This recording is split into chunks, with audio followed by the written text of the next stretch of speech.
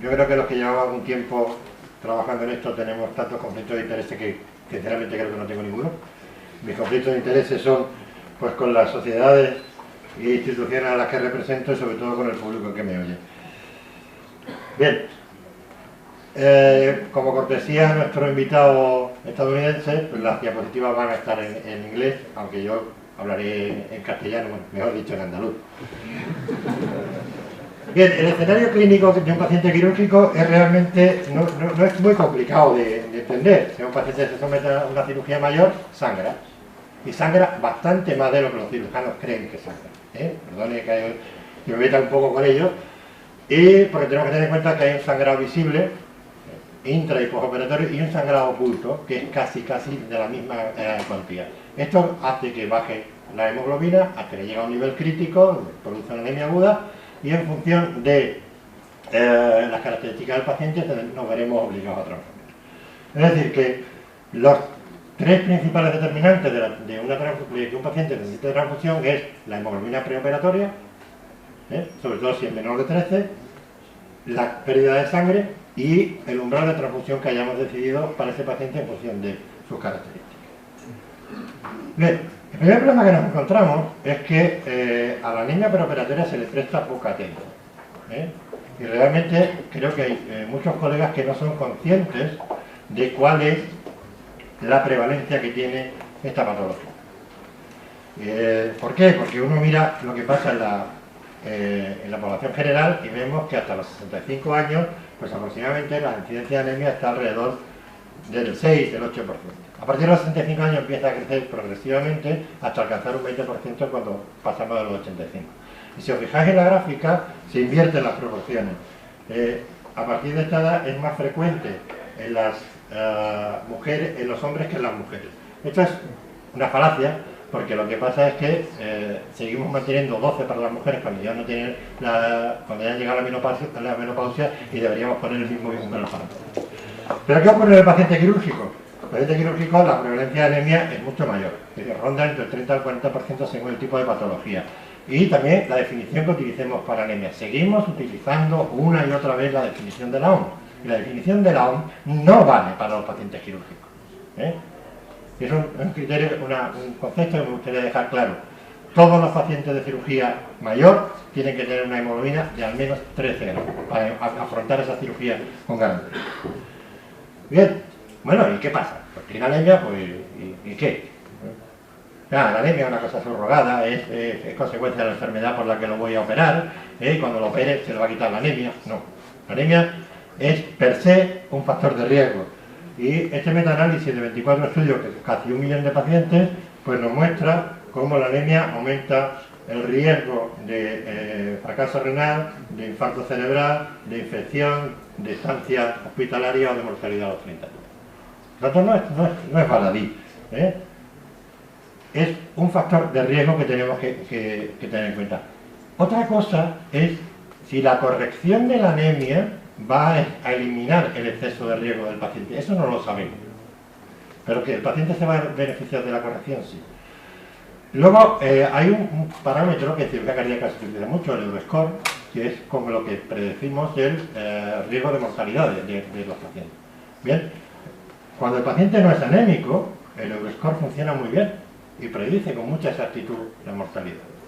Cuando el paciente tiene una anemia, aunque sea leve o moderada, el Euroscore ya infraestima el riesgo de mortalidad. Es decir, la anemia, aunque sea moderada o leve, ya implica un factor de riesgo de mortalidad para el paciente. Si al Euroscore le añadimos la anemia, la predicción de riesgo vuelve a ser prácticamente exacta. Es decir, tenemos que incorporar que el paciente tenga anemia o no como uno de los factores predictivos a la hora de manejar eso. Bien, por tanto, la anemia preoperatoria nos va a cambiar el outcome del paciente, se va a aumentar la morbilidad, la mortalidad y la estancia hospitalaria. Pero es que además, perdón, la anemia preoperatoria aumenta 5 veces el riesgo de recibir una transfusión. Y el sangrado perioperatorio también nos va a aumentar el riesgo de transfusión. También tenemos la tendencia a pensar que los pacientes sangran todos igual. Sin embargo, las consecuencias de un mismo sangrado cambian en función del tipo de paciente. Este es el estudio, el benchmark que se hizo en Austria en el año 2007. Son pacientes de cirugía ortopédica o de cirugía cardíaca. Y fíjense que para la misma intervención, la pérdida relativa de sangre es mayor en las mujeres que en los hombres, simplemente porque las mujeres tienen menos volemia. Y eso se traduce en una mayor tasa de transfusión en las mujeres que en los hombres. Esto es algo que ya conocíamos de hace tiempo. El estudio 8 del año 2002 ya lo puso de manifiesto. Para un mismo nivel de hemoglobina, si aceptáramos los criterios de la OMS para definir anemia, que una mujer con 12 gramos no tendría anemia y un hombre con 13 gramos no tendría anemia. Sin embargo, el riesgo de transfusión en una mujer con 12 gramos es el doble que el de un hombre con 13. Por tanto, es algo que tenemos que tener en cuenta, que no solo la hemoglobina, sino además el impacto que va a tener el sangrado sobre esa concentración de muestra. Bien, y además, ¿qué es lo que hacemos? Pues transfundir al paciente. Y la transfusión también acarrea sus propios riesgos. Todos sabemos que el efecto adverso más grave, más frecuente de la transfusión es que nos equivoquemos. Simplemente que le pongamos al paciente la bolsa que nos corresponde. Eso teóricamente ocurre una de cada 25.000 veces. Yo le garantizo que eso no es cierto. ¿Por qué? Porque al azar yo me voy al banco de sangre, cojo una bolsa, me voy a una planta, se la pongo al primer paciente, se me ocurra y tengo un tercio de probabilidades de que no pase nada. Por tanto, realmente el error se produce cada 7 o 8.000 unidades que transfundimos. Las transmisiones, las enfermedades virales es casi anecdótico, pero siguen ahí. Y sin embargo tenemos otros problemas como el trali, el taco, que sea la sobrecarga circulatoria, el edema pulmonar agudo, que están francamente infradiagnosticados, ¿no? Porque además en una serie de pacientes que ya tienen otros factores de riesgo y es difícil, por ejemplo, un paciente que acaba de salir de bomba en una cirugía cardíaca, que haga un trali es complicado el diagnosticar. Y el más discutido ha sido la inmunomodulación inducida por la transfusión. Y ya vemos en series de muchos miles de pacientes como aquellos pacientes transfundidos tienen más tendencia a tener infecciones postoperatorias. Tanto los pacientes de trauma como los de cirugía general como los críticos. ¿Qué ocurre?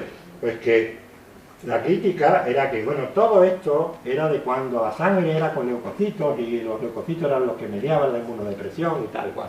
Y que esto, del momento en que pusimos la leucodepresión universal, se acabó, ¿no?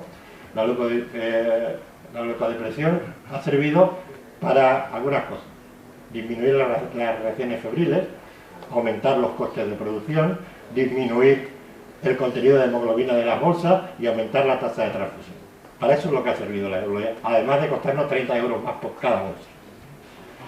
De hecho, que cuando uno mira los datos de antes y después de la leucorreducción en cirugía ortopédica, por ejemplo, vemos cómo los pacientes transfundidos con leucocitos o sin leucocitos están 1 o 2 días más en el hospital.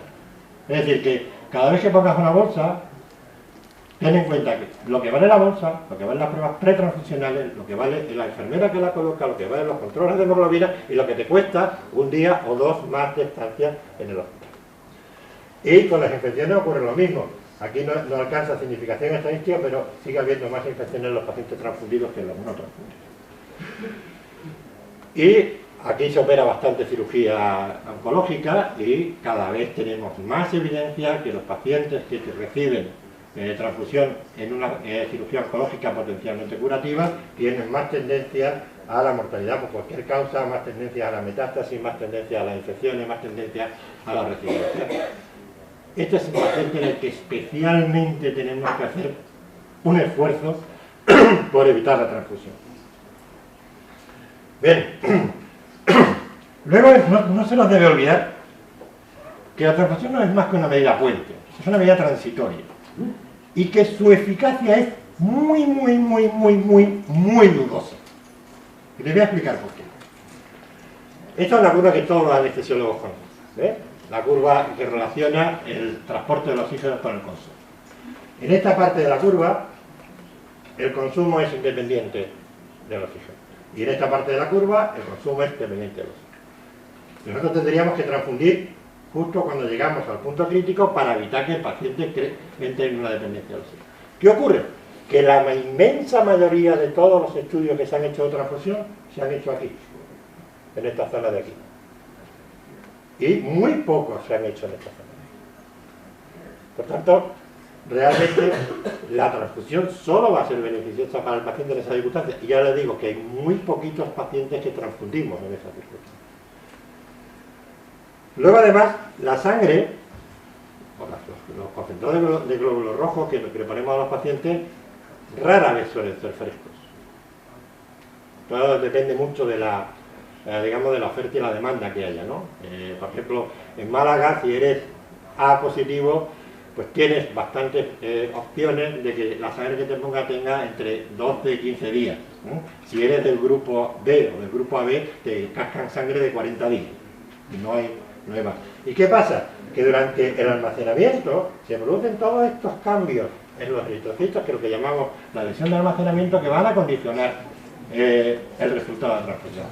Por ejemplo, yo no sé si saben que el criterio que se utiliza para ver si una transfusión ha sido efectiva o eficaz es que el 80% de los hematíes sobrevivan al día siguiente. Pero eso solamente, primero le dice el 80%, bueno, y el 20% restante, ¿qué pasa? Ya, se lo ha tenido que comer los macrófagos porque son inservibles. O sea, si le pones 4 bolsas a un paciente, resulta que casi una de ellas se la tiene que comer los macrófagos. Entretenemos a los macrófagos comiendo tonterías y luego se les escapan las bacterias y se los infectan los pacientes. Y luego, además, esta sangre ya no es elástica, ya no tiene 2-3 BPG, no oxigena. Este es uno de los primeros estudios que hicimos en el grupo, y fijaos cómo el contenido de 2-3 BPG cae exponencialmente con el almacenamiento. A los 14 días prácticamente no hay 2-3 BPG. Esta sangre no oxigena. La sangre está ahí, pero no oxigena. Entonces, lo que queríamos con la transfusión, que es aumentar el aporte de oxígeno a los tejidos, no lo estamos consiguiendo. El hematíe va cargado de oxígeno, pero no lo suelta en los tejidos. Entonces, ¿para qué se lo ponemos? Y además eso se puede demostrar. ¿Bien? Pocas veces tenemos ocasión de medir el aporte de oxígeno a nivel tisular. Y hay un modelo que utilizamos en el Virgen de Rocío en Sevilla, en los pacientes con traumatismo craneoencefálico. Se le pone una sonda para medir una serie de constantes neurológicas e introducimos un electrodo de oxígeno. De verdad que cada vez que lo transfundimos, podemos ver si la transfusión ha sido eficaz. ¿Y qué es lo que vimos en el primer estudio? Pues que la transfusión solo es eficaz cuando el tejido tiene hambre de oxígeno. Cuando la presión parcial de oxígeno es menor de 15, entonces la transfusión sí es eficaz. Cuando el paciente tiene más de 15 de presión parcial de oxígeno, la transfusión no aumenta la oxigenación tisular.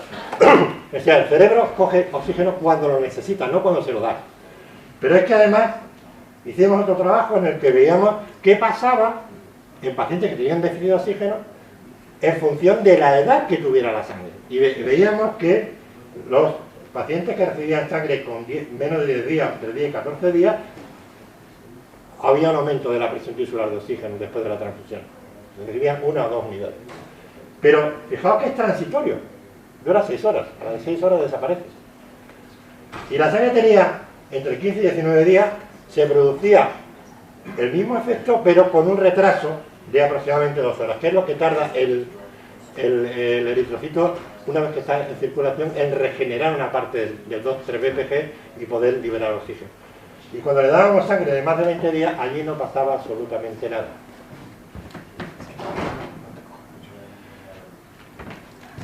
Es decir, que si le pones sangre de más de 20 días, no estás oxigenando a los tejidos. ¿Para qué se la pones? Claro, es que yo tenía mis eritrocitos que estaban aquí felices y contentos, a un pH neutro, bien alimentados, bien con un sistema de depuración, pasando por unas superficies especialmente diseñadas para que ellos no se adhieran. Los saco de ahí, los meto en una bolsa de plástico, en un medio hipertónico, ácido, y luego los meto en una nevera, y todos los productos de degradación que se van a poner se quedan ahí. Es una verdadera porquería, ¿eh? Y cuando ya los tengo bien cabreados, bien hartos de estar ahí, los vuelvo a reintroducir en la circulación, ¿eh? Y fijaos, aquí tenía discos bicóncavos elásticos perfectos, y aquí lo que tengo son hematíes espiculados, adherentes, rígidos, ¿eh? Que claro, no me extraña que eso, cuanto más vieja sea la sangre, tenga tendencia a que tenga problemas.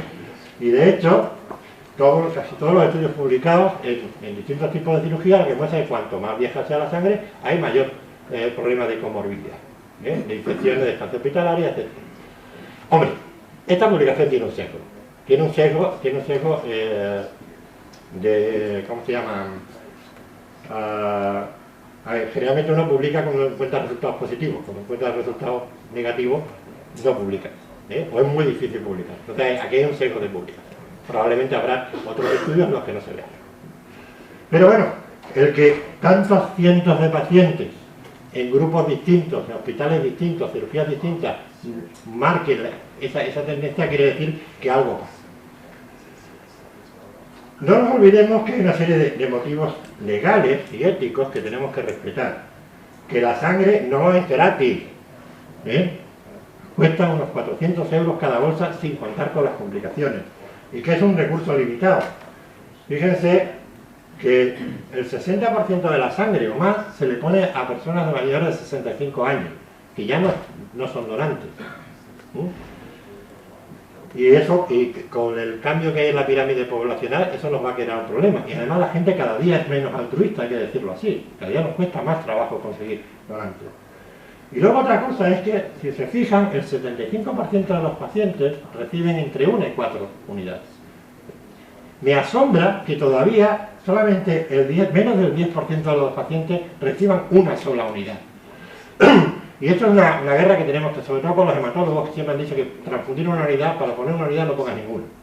No, una unidad es suficiente, en muchos casos. De hecho hay toda una campaña ahora en muchos sitios, por ejemplo en Inglaterra dice don't give two without review, que no pongas la segunda unidad hasta que no veas el efecto de la primera. En Australia stay single is an option, en Italia el lema va a ser only one, etc. Por tanto, aquí tenemos, y luego fijaos que la inmensa mayoría de los pacientes reciben 2 unidades, es decir, y estos, entre 1 y 4 unidades, es lo que verdaderamente podemos evitar con todos los programas de Patient Blood Management. Probablemente el paciente que necesita 5, 6, 7, 8, 10 unidades, no vamos a poder evitar que se le transfunda. Quizás consigamos que se le transfunda menos, pero no vamos a evitar la transfusión. Luego hay otra cosa, es que lo hacemos muy mal. Lo hacemos muy mal. Y eso para eso sirven los estudios de benchmark, que es coger un montón de hospitales y ver qué es lo que se hace para la misma cirugía. Cirugía de rodilla y cadera, una muestra significativa, más de 2.500 pacientes, y fíjense, estos son los sangrados, la pérdida de masa de glóbulos rojos en las intervenciones, que da una media del 36% de la masa circulante, y la media de pacientes que se transfunden, el 42%. Pero hay no hay tanta diferencia en el sangrado y hay una enorme diferencia en las tasas de transfusión, desde el 12% hasta casi el 85%. Pero si analizamos un poquito más o menos, por ejemplo, estos 3 hospitales que tienen sangrado prácticamente idénticos, ven la línea roja, miren lo que pasa con la transfusión. Ya. Por el mismo sangrado, en uno transfunden al menos del 15%, en otro el 30%, en otro más del 50%. Hay una enorme variabilidad, lo que quiere decir que los criterios de transfusión no se cumplen. Y eso es una mala práctica. Bien, pues tenemos este cuadro. Pero es que además el sangrado per se también nos va a complicar la vida. Y este es un trabajo que me encanta, porque lo resume todo de una manera muy sencilla. Fíjate, los pacientes que no tienen un sangrado importante tienen una mortalidad de cirugía cardíaca baja. Tanto si tienen un sangrado importante como si se transfunden, el riesgo de mortalidad aumenta 3 veces. Si tienen la desgracia de sangrar mucho y además ser transfundidos, su riesgo de mortalidad,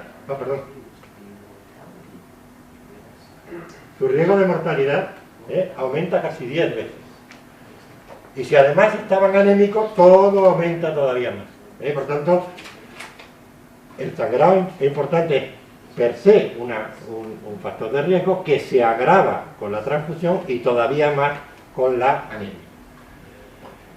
Es decir, que este es el panorama que teníamos con nuestro paciente, ¿no?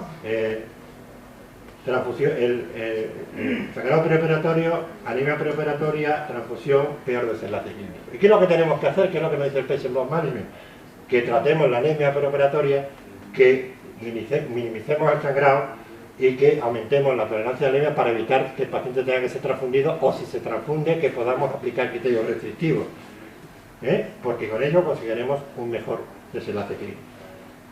¿Qué nos dicen las guías? Las guías nos dicen, bueno, pues que transfundamos entre 7 y 8 a los pacientes estables, por debajo de 8 a aquellos pacientes que tengan clínica o que tengan antecedentes cardiovasculares, que no usemos solo la hemoglobina para transfundir. ¿Qué es lo que nos dice el documento Sevilla? Pues porque la ABB te dice cuándo transfundir, pero no te dice hasta cuándo, hasta cuántos. Y el documento Sevilla intentamos decir cuántos. Nosotros lo que decimos es mantener a los pacientes sin riesgo cardiovascular o disfunciones orgánicas entre 7 y 9, y aquellos que tienen disfunción orgánica mantenerlos entre 8 y 10. O sea, que sabemos cuándo empezar a transfundir y hasta dónde transfundir.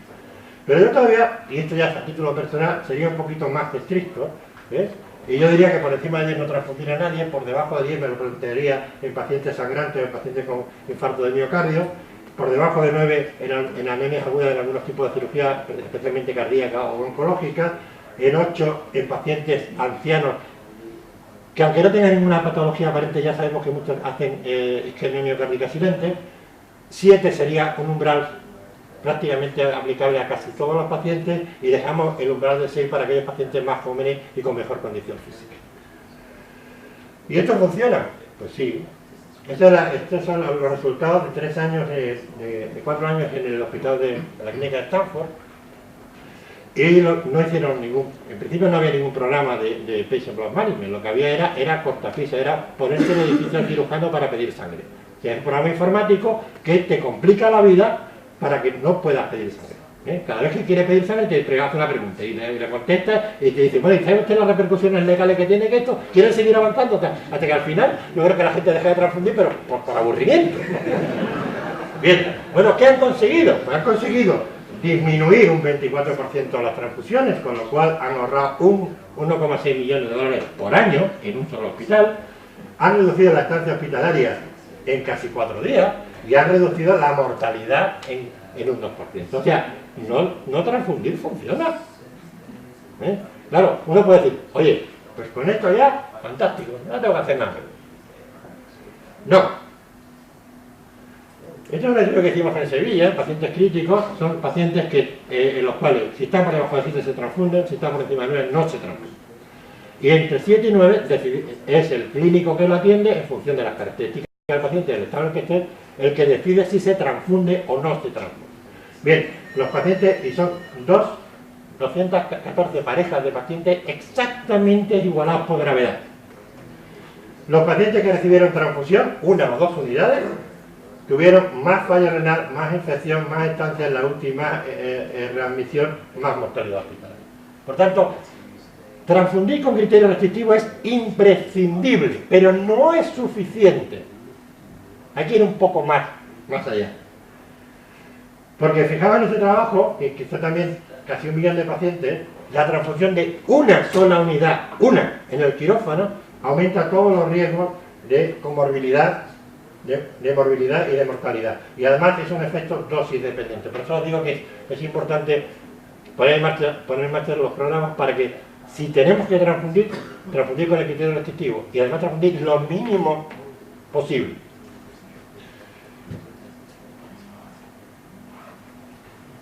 Y eso solo se puede conseguir si, además de utilizar el criterio restrictivo, ponemos en marcha los otros pilares del Patient Blood Management que ahora después nos comentan. Esto es creo que es una reflexión muy buena, es un comandante, creo que de la Marina Australiana, que dijo que la transfusión es muy parecida al matrimonio, que no se debe entrar ahí de manera a la ligera, ni sin pensárselo bien, ni por capricho, ni más veces de las estrictamente necesarias. Yo soy de los que va a entrar más de una vez, pero en fin, eso es, ya sabemos que el hombre es el único animal que tropieza dos veces en la misma piedra. Y el último mensaje que quiero mandarles es que evitar transfusiones ahorra vidas, y no al contrario. Muchas gracias por su atención.